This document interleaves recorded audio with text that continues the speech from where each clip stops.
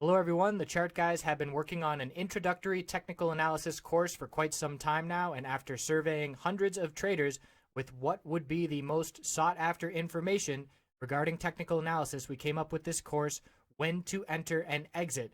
It covers over 5 hours of the basics on when to enter and exit, and we feel after watching this course it will help build a foundation of technical analysis knowledge which will eliminate a lot of the uncertainty in the world of trading stocks.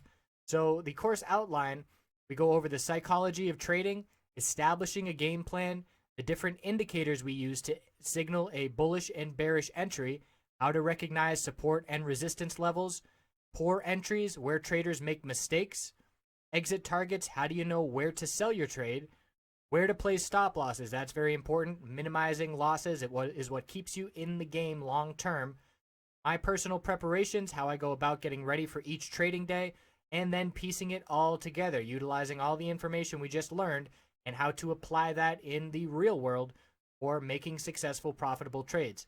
As a bonus, we also include a lot of information on finding entries and exits utilizing patterns, and you can find these patterns on every time frame on pretty much any stock and commodity trading, and certainly being able to recognize those patterns can give you an edge as well.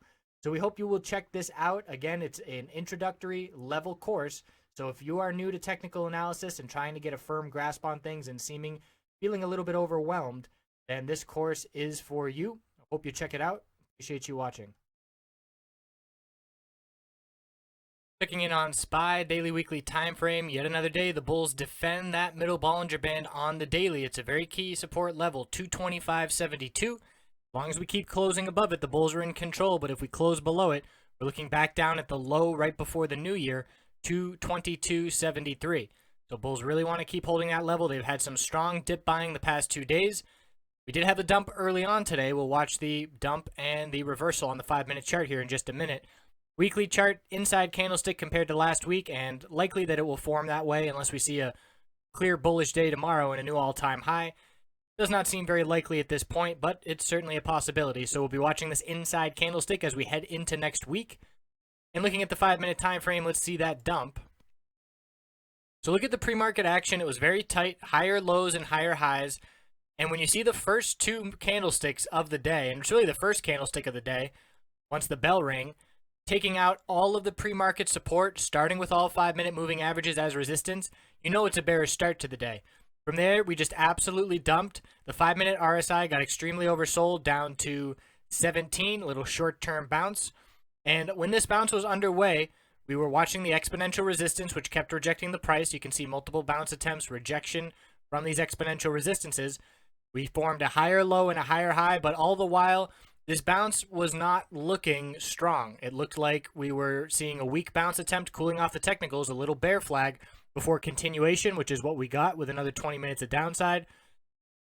Then the bull saw another bounce attempt, another lower high formed at 225.42. And look at the 20-period moving average resistance, starting as resistance and staying resistance the whole day.